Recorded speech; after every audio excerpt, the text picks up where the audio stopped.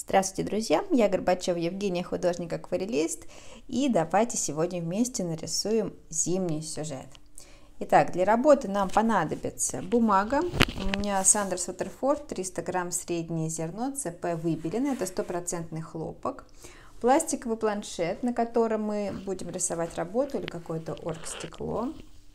Я буду замачивать лист в воде в ванной на 10 минут. Буду опускать лист туда, как я делаю это обычно. После этого накрою лист хлопковым полотенцем, так что вам понадобится хлопковое полотенце тоже. Естественно, ткань, которую вы будете вытирать излишки влаги с кисточки. Кисти. Набор кистей у меня такой. Это китайские каллиграфические для неба и для основных заливок. Пару размеров. Также китайская каллиграфическая, вот еще тоненькая. Веерная кисть, ей я буду делать брызги. Также нам понадобятся круглые синтетические кисти для отделки и прорисовки мелких деталей такого плана. Мастихин. Так, что тут у нас еще? Конечно, нам понадобится соль, обычная пищевая соль. Белила, акварель. Акварельные краски я выпишу под видео, будет описание. Смотрите название цветов там. И также нам понадобится лайнер. Ну, если лайнера нет, подойдет любая тоненькая натуральная кисть. Итак, поехали. Итак, я достала лист из воды. Он у меня находился в холодной воде примерно 10 минут. Теперь накрываю его хлопковым полотенцем, все как всегда. Хорошенько протираю лицевую часть.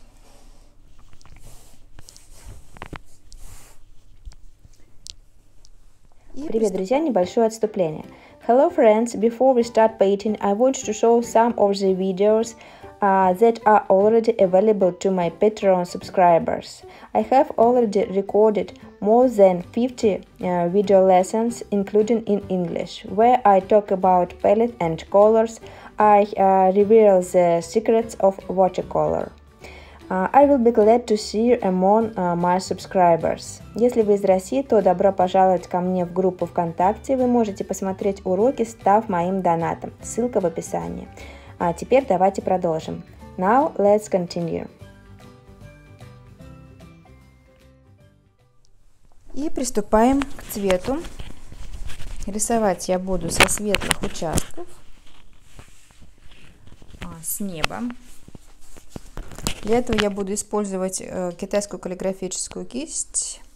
И начну, пожалуй, с индийской желтой.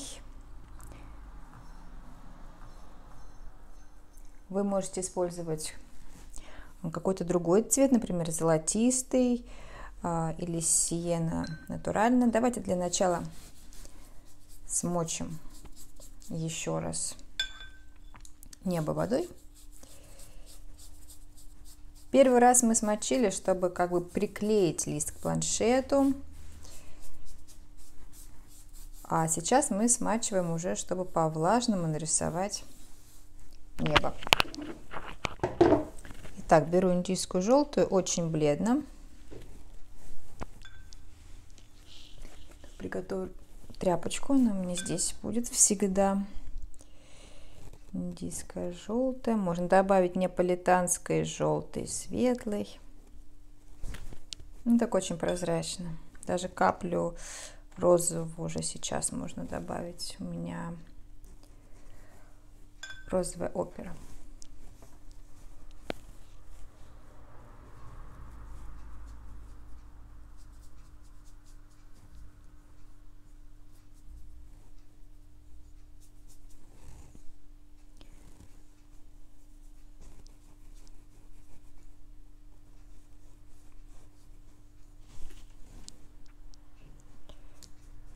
Еще чуть больше розовой оперы.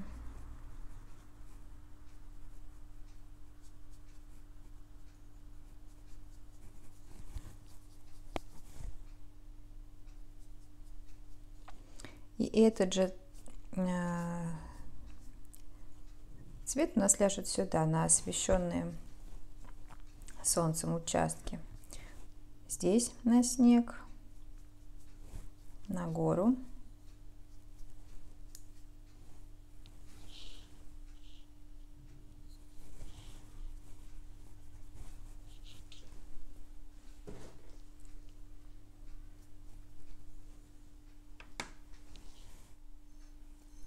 Теперь возьму кисточку с чуть более коротким ворсом, но тоже китайскую каллиграфическую, добавлю кобальто-синего в этот теплый оттенок, состоящий из индийской желтой или золотистой и какой-то розовый, это может быть розовая опера или карминовая. И замешиваю теневые участки для облаков. Более холодный должен получиться цвет. Вот сейчас вы видите грязь здесь. Некрасиво. Мы добавляем чуть больше холодного и можно чуть больше карминовой добавить. Ну-ка, проверяем. Мы будем учитывать, что вот этот холодный цвет будет ложиться на желтый. Соответственно, он будет еще больше смешиваться с желтым.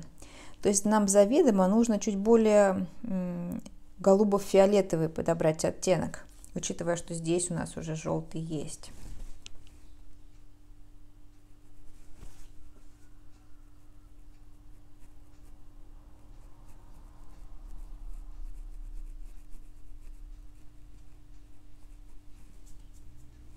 Чтобы у нас не получился зеленоватый на стыке.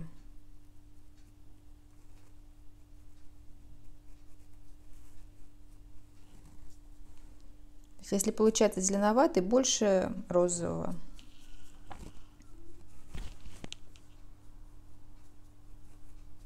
И будет более нейтральный серый оттенок.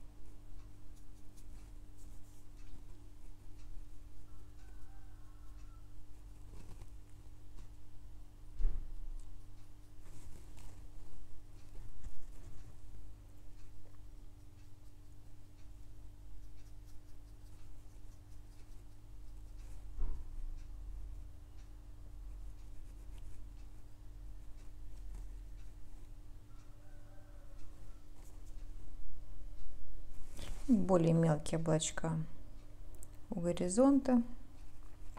Так, не будем прорисовывать особо облака, так как это у нас не основное в работе.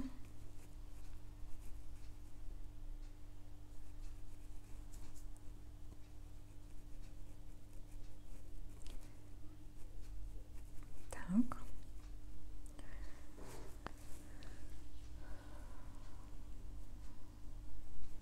И теперь я возьму голубой. Буду использовать небесно-голубой. Вот он такой с белилами уже цвет, но иногда его можно использовать для неба. Если лень замешивать самим.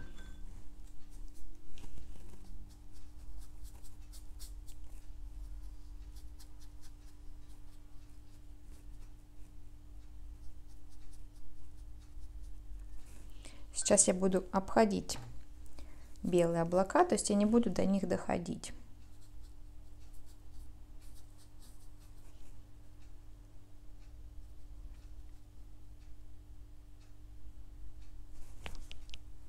Убираю излишки воды от ткани.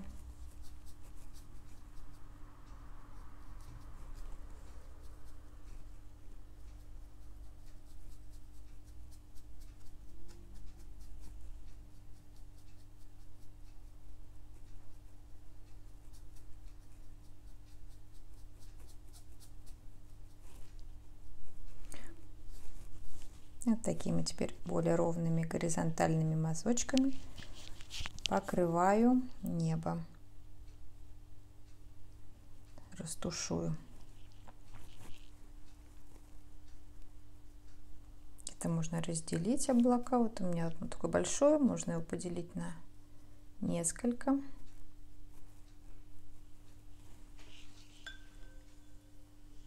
Теперь в этот голубой можно добавить немножко какого-то другого, например, просто голубого, он поярче. Можно каплю карминовой добавить. И просто голубой или ультрамарин, чтобы чуть понасыщеннее был цвет.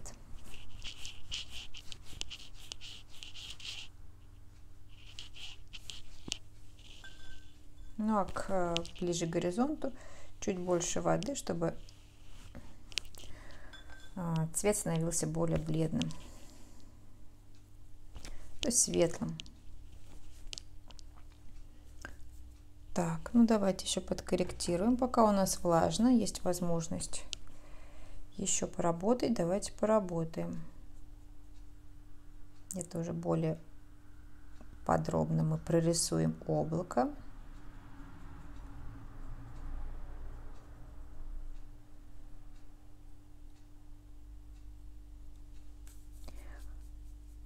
Края облаков тоже уже сейчас можно будет более детально, потому что лист подсох. У нас уже есть возможность форму, да, конфигурацию этих облаков более детально прорисовать. Уже не так расплывается краска.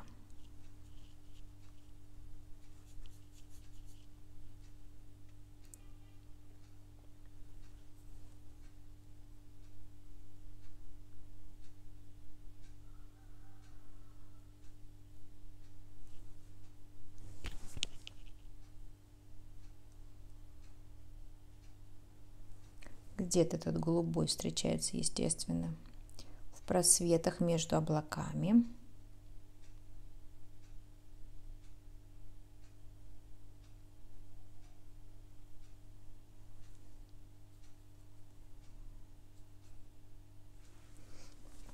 Тут очень желтый получился тон.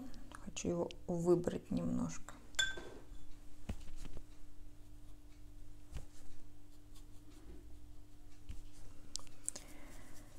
И добавлю еще серых.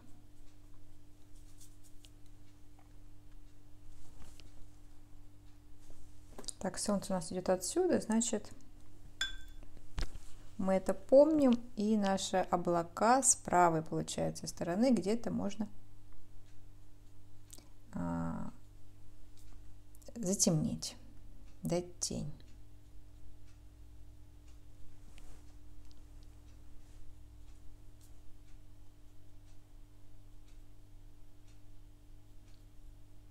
То есть они будут более темные снизу и с правого бока.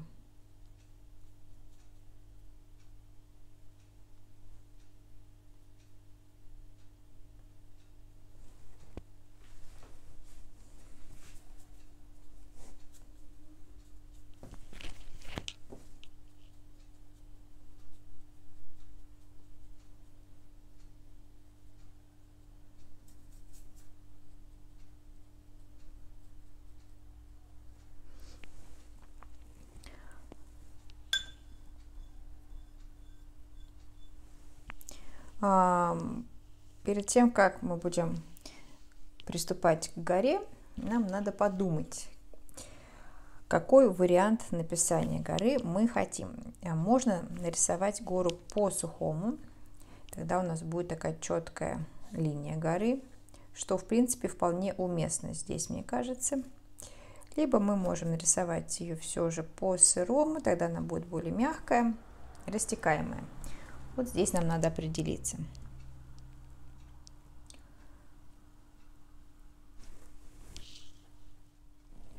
Так как я не хочу сушить лист феном, у меня остается только один вариант. Это рисовать гору по-сырому. Я немножко подожду, пока небо станет более матовым. А пока нарисую, ну, дам тон домику, например. Те же использовать буду цвета. Это вот золотистая, карминовая или розовая опера, кобальт синий,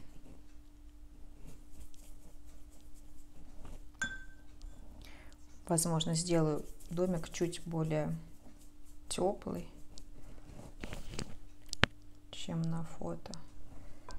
Ну, хотя ладно, вот такой будет.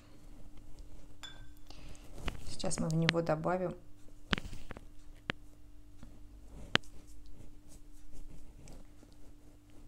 теплого сверху уже.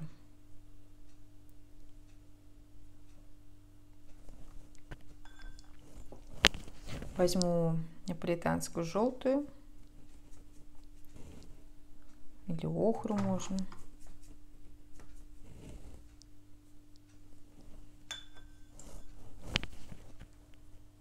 Так, чуть-чуть его.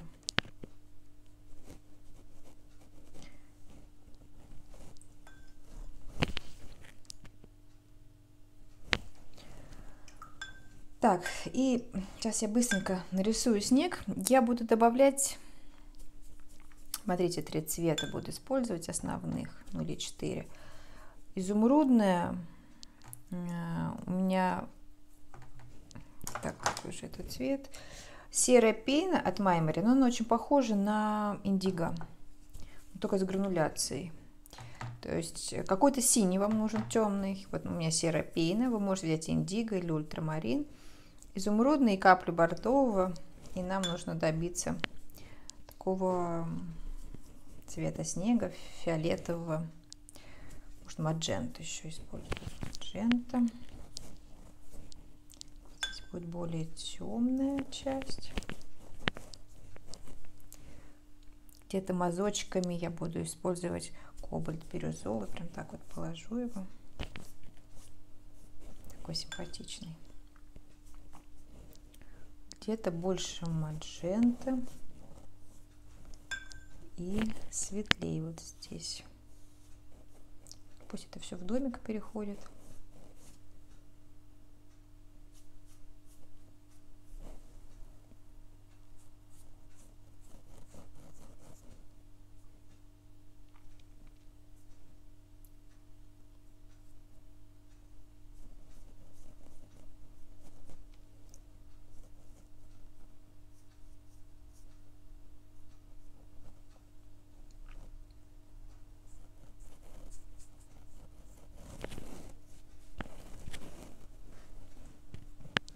Так, и вот теперь я возьму синтетическую плоскую кисть, ну, со скошенным таким срезом, побольше вот этой серой пены или какой вы используете, индиго, например, или ультрамарин.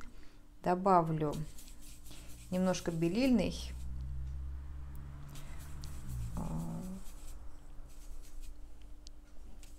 белильный голубой, небесно-голубая она, и чуть розовый, маджента, например, еще побольше белильный, который я здесь использовала, голубой, небесно-голубая. Так, смотрю, если сильно растекается, нам нужно либо подождать, либо убрать лишнюю влагу с кисточки. Но мне кажется, и то, и другое можно. Но для меня ждать, как говорится, ждать и догонять, и поэтому часто у меня получаются такие воздушные, довольно-таки легкие работы, потому что я просто элементарно не люблю дожидаться, когда у меня что-то высохнет. Подставлю подставку.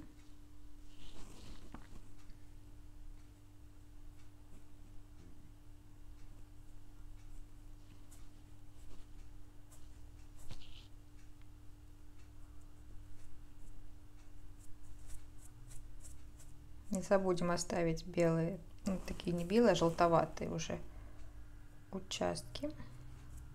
Очень мало воды у меня сейчас на кисти.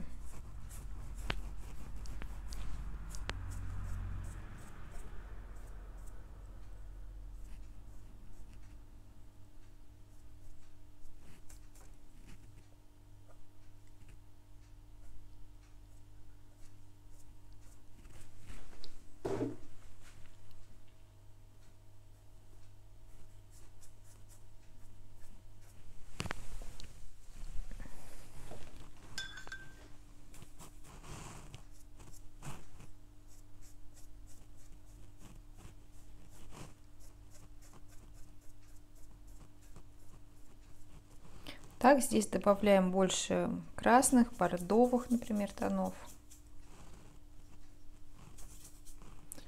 Немножко изумрудные пошли. Тот же серый пена. Ну, давайте я серую пену буду называть синий, да, условно так. Каплю железоокисной можно добавить у нас. Я ее тут вижу.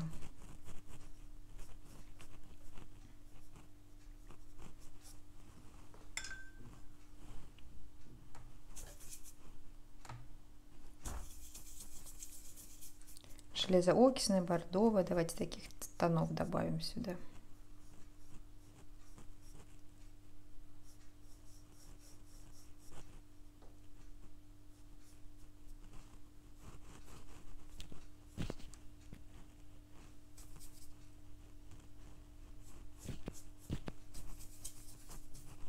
Слишком.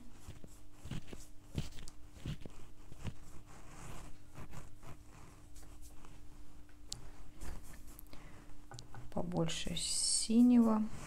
Тут тень под деревьями.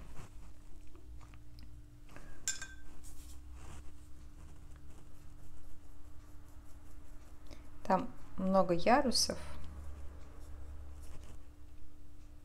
Все их рисовать не буду, так как вот эти линии, там где я не доходила до конца, они задали нам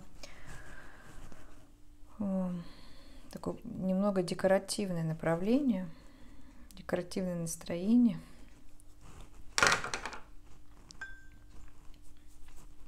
И теперь я должна выдерживать его на протяжении всей работы.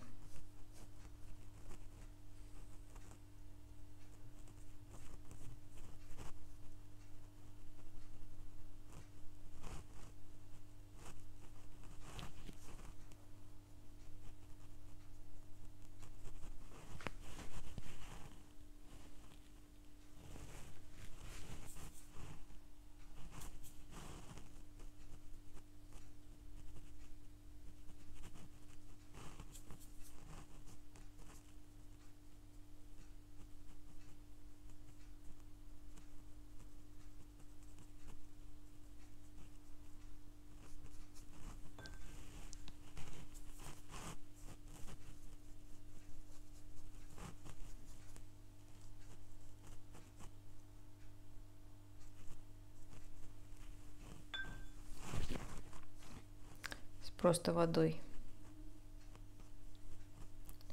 закончу пока.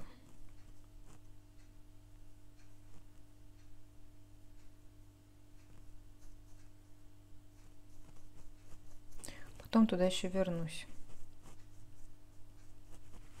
Пока не совсем высохло, мне надо закончить горы. Я возьму мастихин и опять две краски. Серый пена, этот темно-синий, белила.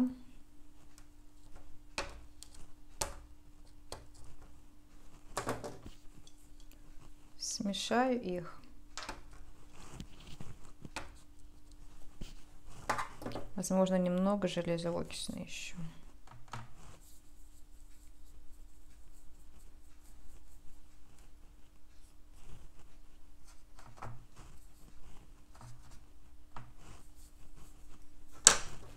Да, железоокисная или английская красная.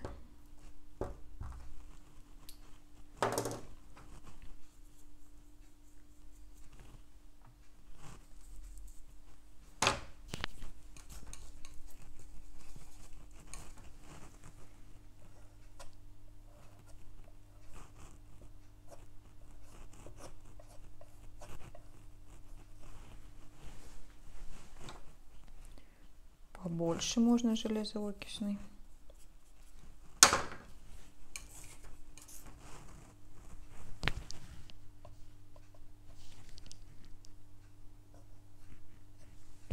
Меньше воды.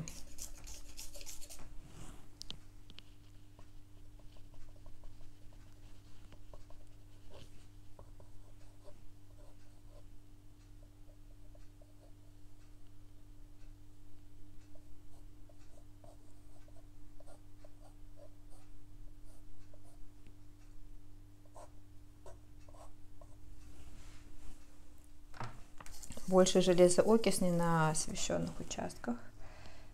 Где-то вот здесь, рядом с желтыми.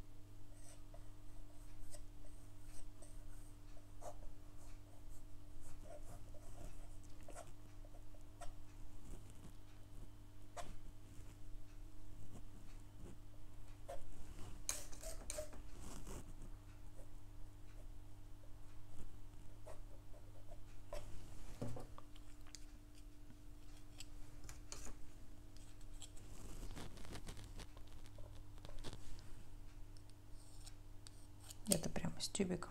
Так аккуратно, чтобы очень темным не был цвет, так как он на дальнем плане.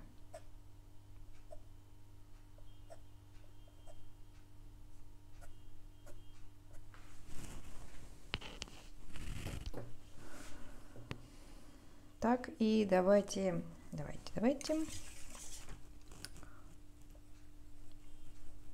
Пока у меня в руке мастихин, я где-нибудь еще фактурку подрисую.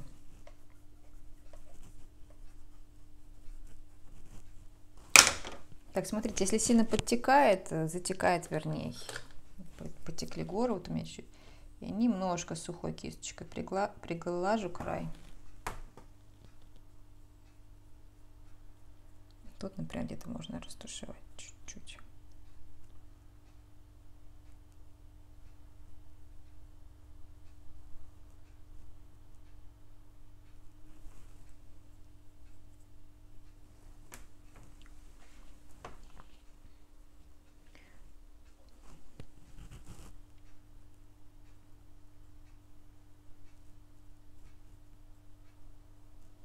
Так, и сейчас будем переходить к среднему плану, вот к этим деревьям.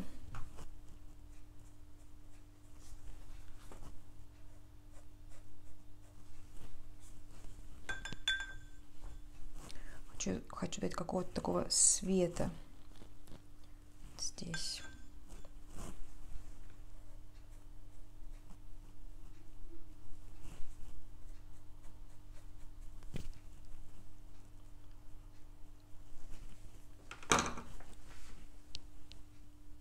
Перед тем, как приступить к этим деревьям, я бы хотела, наверное, немного подождать.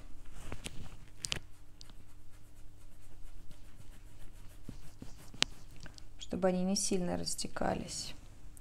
Пока здесь можно немного подсолить. Там у нас деревья тоже, они будут в инии.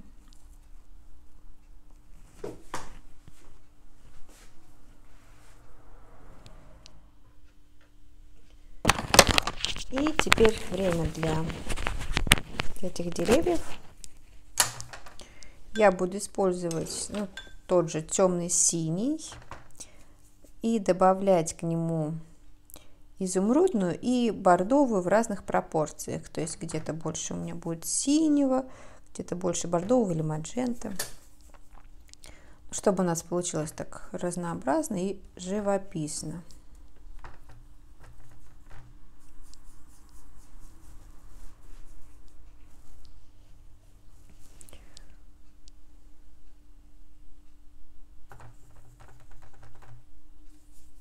Можно приглушить капли какого-то теплого, ну, например, оранжевого, если у вас слишком так ярко получается, например.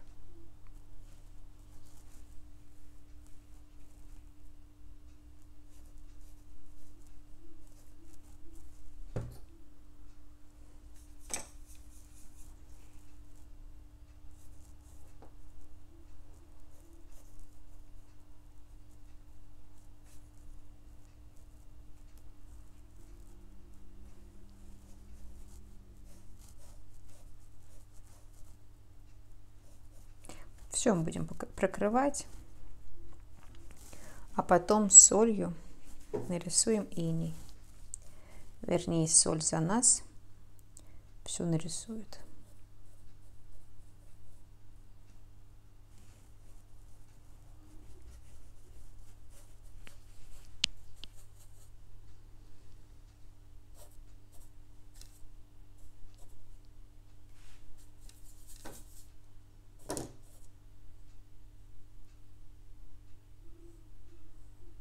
Сейчас я прокрою здесь козыречек, я его потом процарапаю мастихином.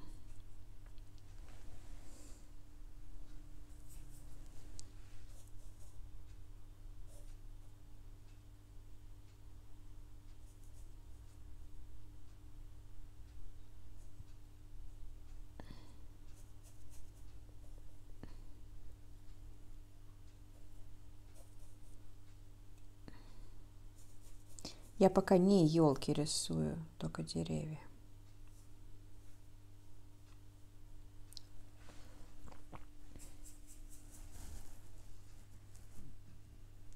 Если мы прищуримся, они достаточно темные.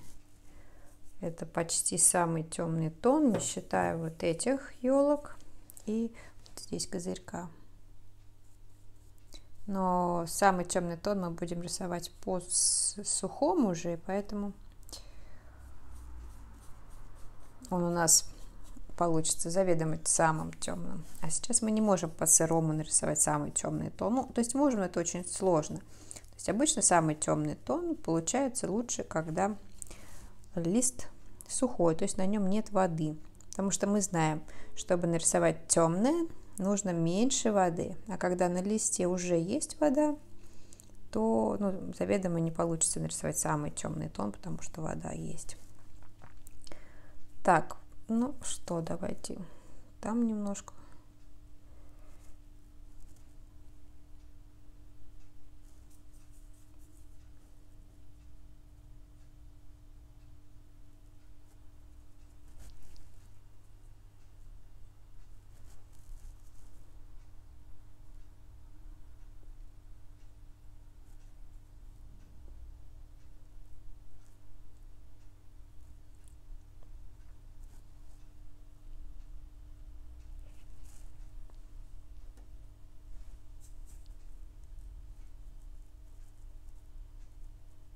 А тут деревья.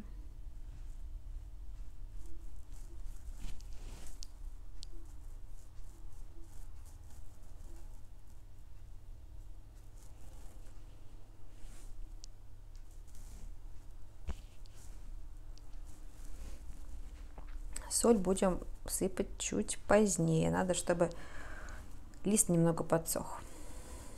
Пока мы можем теоретически, да, давайте нарисуем елочки. Я возьму тонкую синтетическую кисть с острым кончиком и довольно-таки густой пигмент. Те же цвета, густо, совсем без воды. Темно-синий, бордовый, изумрудный.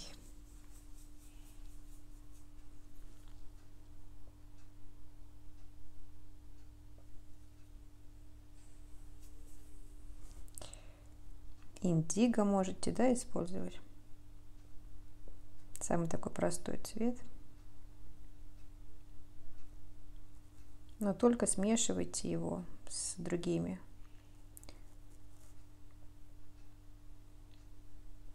Чтобы было более живописно.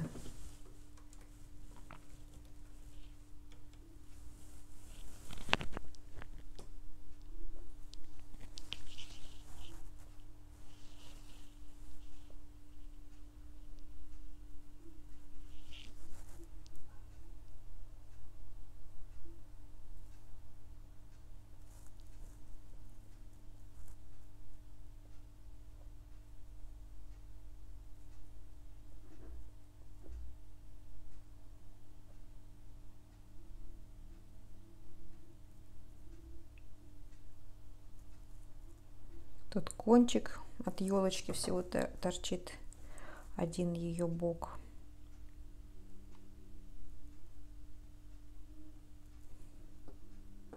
Потому что здесь куст.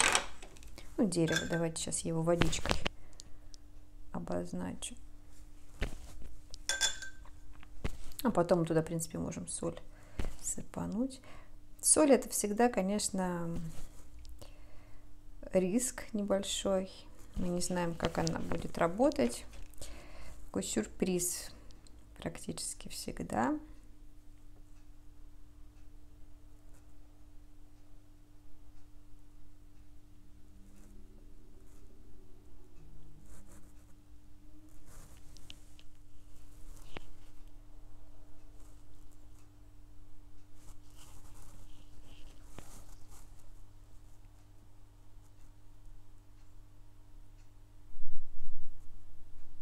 Вот такими быстрыми движениями у меня сами рисуются елочки. Все, и теперь можно сыпать соль в те места, где мы хотим сделать светлые кусты.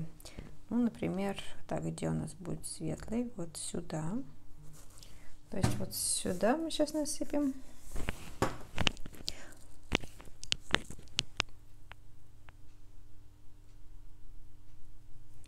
Где-то здесь.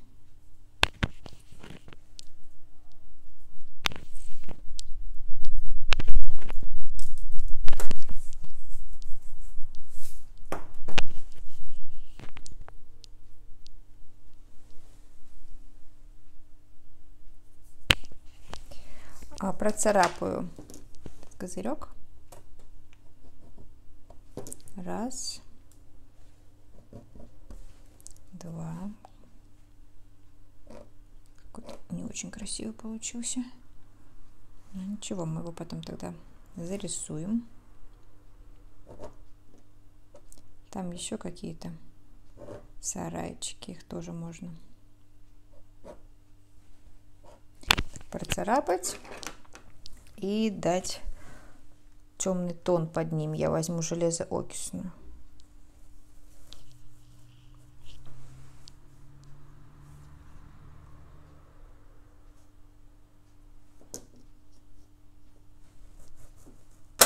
Синтетической кистью густой пигмент.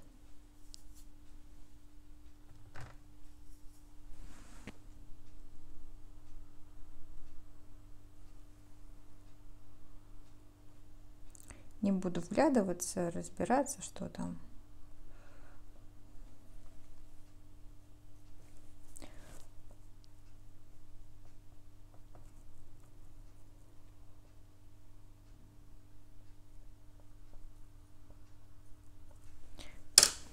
Можно попробовать взять кисть линер.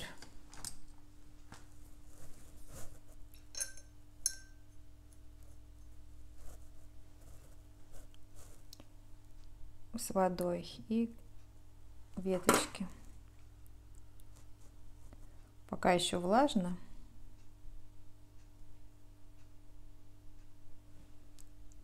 Как белые стволы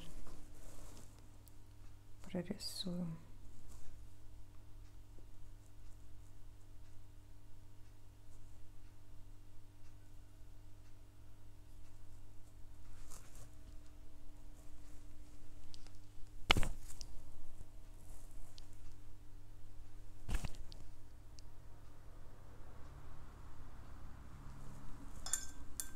Можно прорисовать не просто водой, а взять такой жиденький раствор, например, кобальто-бирюзового. Можно побрызгать им. Давайте попробуем. Тоже небольшой риск.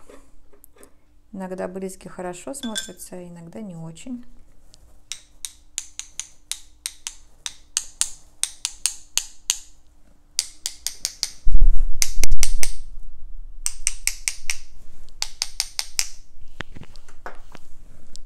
Так, ну, веточки вроде начали работать. Вот они уже появляются. Водичка раздвигает красочный слой. Ну и можно еще немножко побаловаться. Раз дело пошло, да? Какой-то куст можно нарисовать, просто добавляя воду. Просто добавлять будем воды побольше. Так, я возьму кисть покрупнее для этого. Смотрите, сейчас так. И вот вода сейчас будет тоже работать. Я уберу подставку.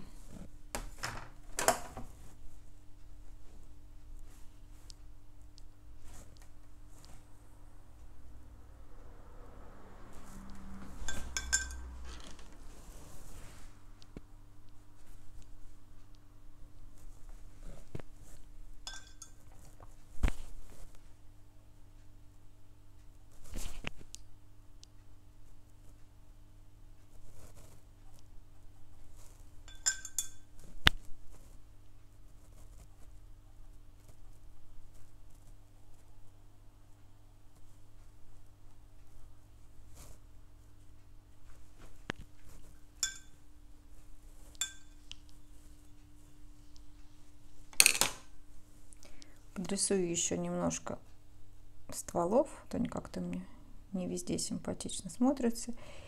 И теперь добавлю темных стволов. И скоро мне нужно будет уже браться за фен, так как у меня влажно в помещении. У меня все растекается больше, чем хотелось бы. То есть без фена, возможно, я пропаду. У меня все растечется. Вся соль будет растекаться до тех пор, пока я ее не остановлю.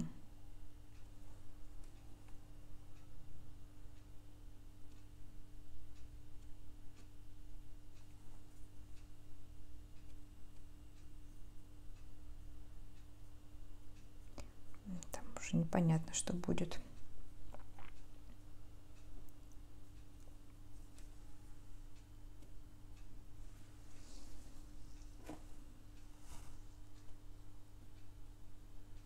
Прямо из тюбика можно брать.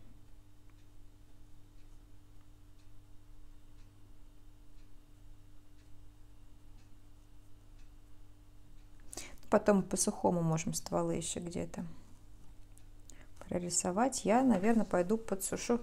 Да, хочу все-таки сейчас нарисовать крышу по еще сырому. Я возьму бордовый железоокисную, такой густой замес и синтетическая кисть. Чуть-чуть подпачкаю этим синим.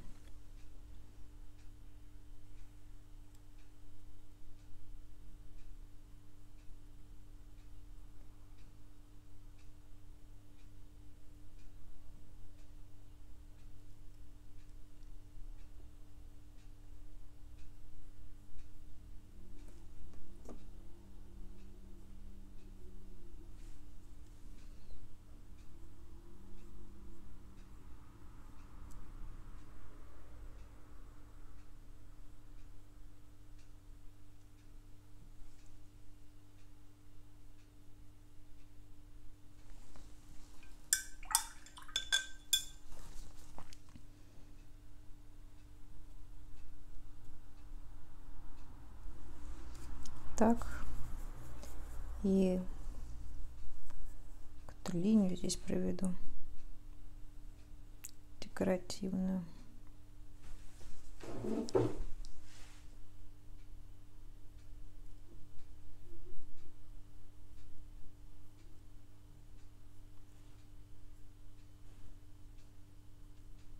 Сейчас у меня не очень острый кончик у кисточки.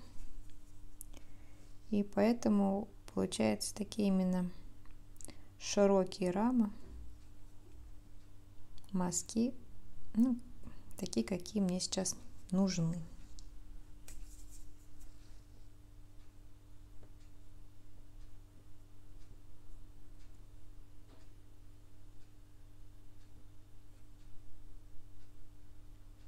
Все, пойду подсушу. Кстати, можно добавить дым. Представим, что здесь труба. Мы, кстати, можем нарисовать. И выбирая пигмент.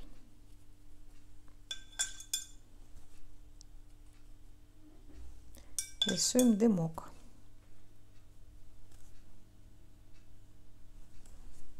Так, ну и давайте трубу.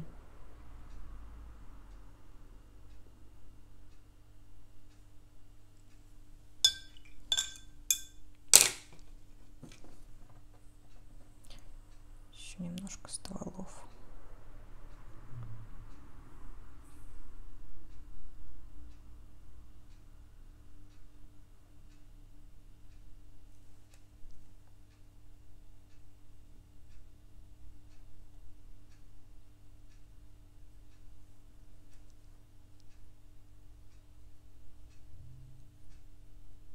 Какое-то мельтешение.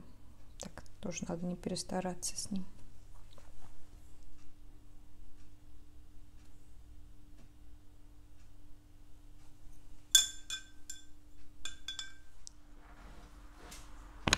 Я высушила свой лист и осталось нарисовать ели и такие детали уже финишные. Так, возьму опять этот серый пейна, темно-синий, смешаю его все с теми же, с бордовым, с каплей изумрудный. Наверное, больше бордовый в этот раз. Может быть, даже каплю оранжевый, чтобы более теплый был тон. Чтобы показать перспективу.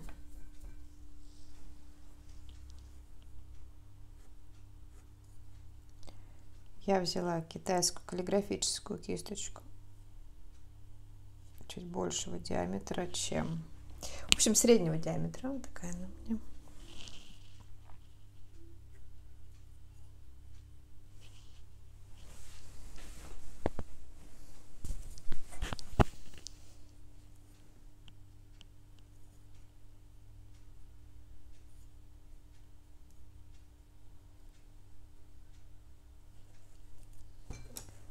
Тут же у меня линер.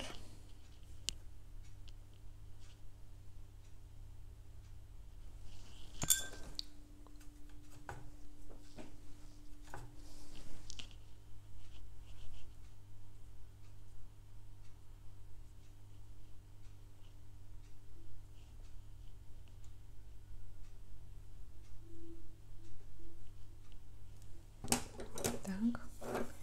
Теперь иголочки. Все рисуем быстро, пока не высох ствол и ветки.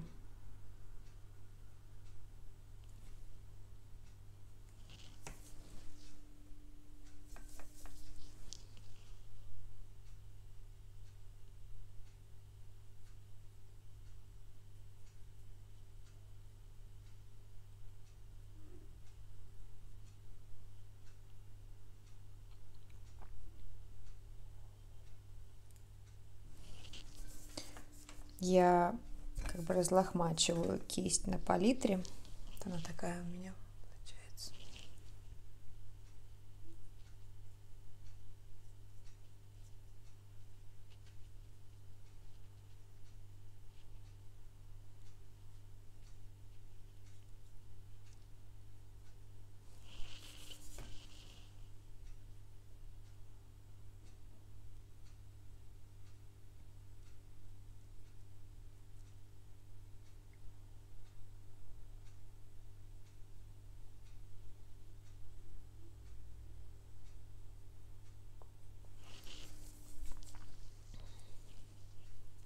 И, естественно, мы не загоняем себя в рамки такого детского рисунка, детской елочки, как мы учились в детстве, да.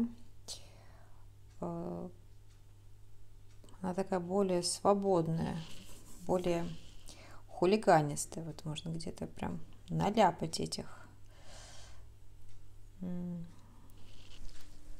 веточек, этих иголочек. Так, можно взять этот небесно-голубой, кстати. Это внизу.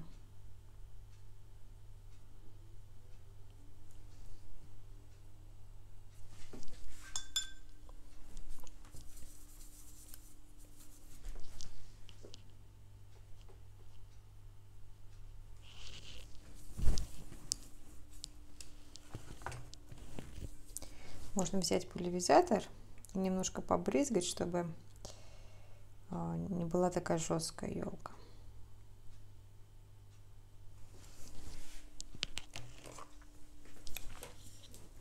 Как раз на соседнюю мы сейчас брызнем.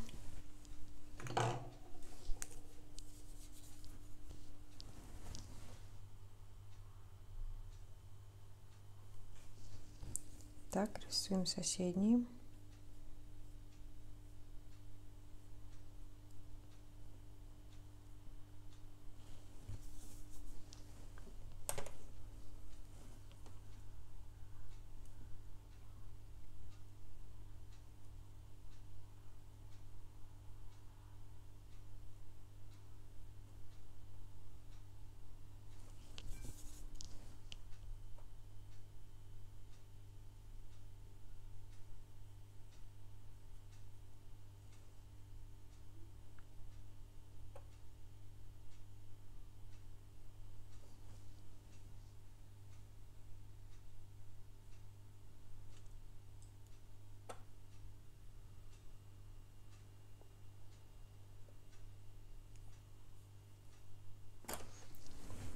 Тут не хочу делать ветки, мне нравится, как получилось это дерево, и поэтому эти лапы сосновые я чуть выше нарисую.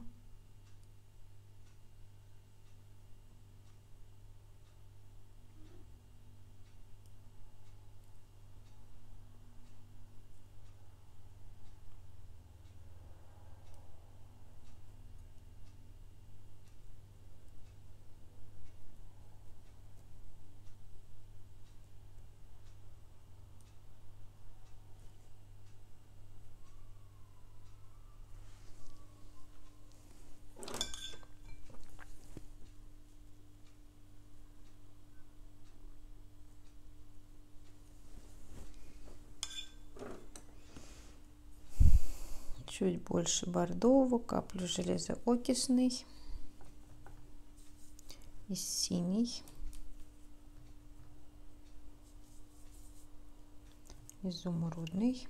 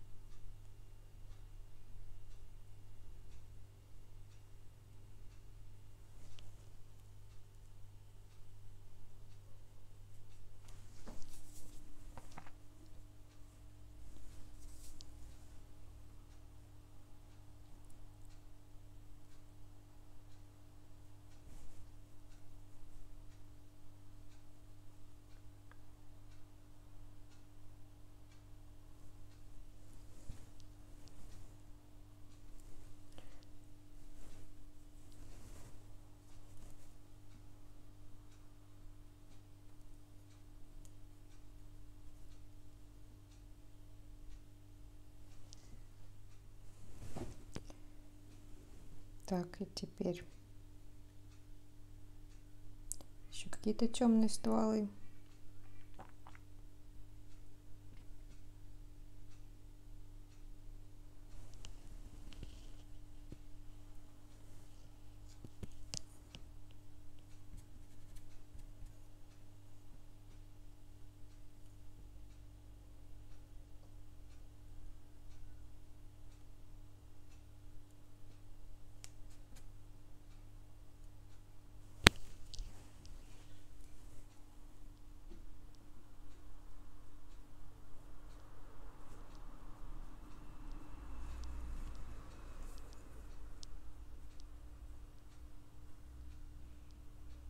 по-сухому фактурка у дерева.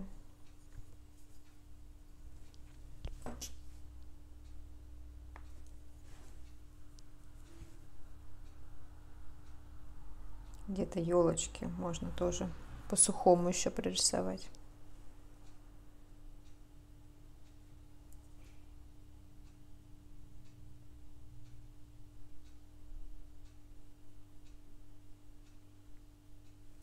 Ну, только буквально одну или две основные, центральные, например.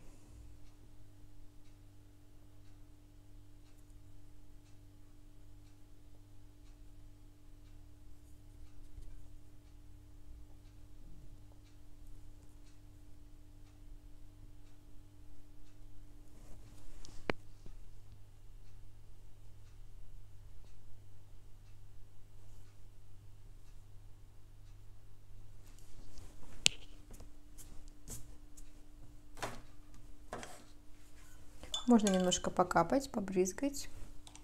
Для этого я возьму веерную кисть. Побольше кобальто-бирюзового, он такой яркий.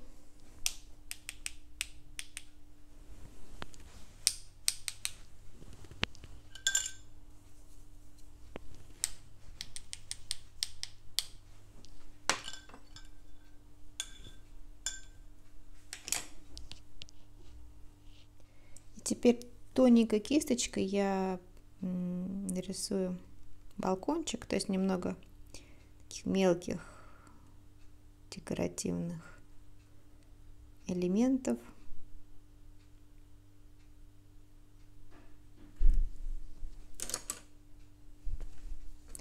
Какими-то цветами, которые у меня уже имеются на палитре.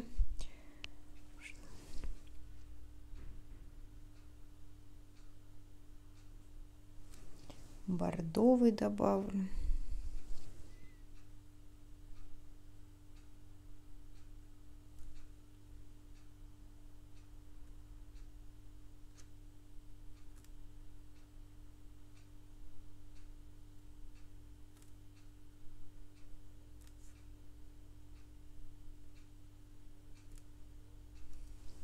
И немножко бордового можно добавить на ствол сосны.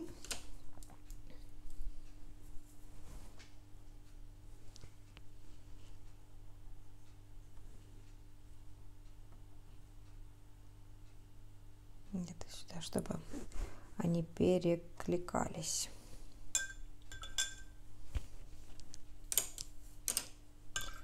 И так, смотрим еще где-то на снег можно тоже добавить. Хотя вот тут уже и так перебор. Нет, все, больше не будем добавлять. Если хотите, можно добавить. Снег придаст такой большей сказочности и немножко облегчит, возможно, где-то такие тяжеловатые сосны. Я буду использовать белый гуашь и веерную кисть Daler Rowney. Немножко. Вот уже сразу какое-то волшебство получилось. И сейчас надо останавливаться. Все.